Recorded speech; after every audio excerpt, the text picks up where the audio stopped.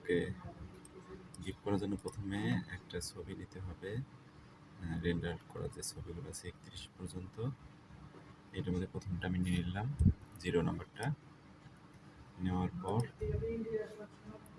আমি যেটা করব, বাকি ছবিগুলো নিয়ে আসবো। এইখান থেকে লাস্ট পর্যন্ত সিলেক্ট করে নিতে হবে। সিলেক্ট করে এখানে নিয়ে নিলাম। নেওয়ার পরে সবগুলোতে এন্টার দিতে হবে বা ঠিক চিহ্ন যেটাই দিই,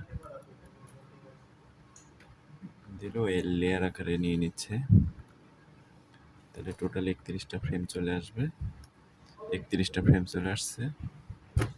31টা ফ্রেম আসার পর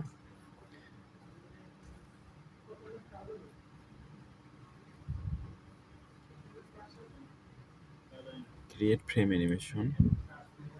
অ্যানিমেশন দিয়ে এইখান থেকে মেক ফ্রেম ফ্রম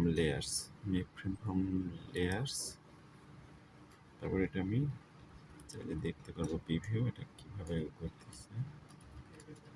আচ্ছা, এইটা যখন হয়ে যাবে এটা বন্ধ করে দিয়ে এটা আমি এখন এক্সপোর্ট দিব। এক্সপোর্ট ফর ওয়েব লিখেছি এইখানে।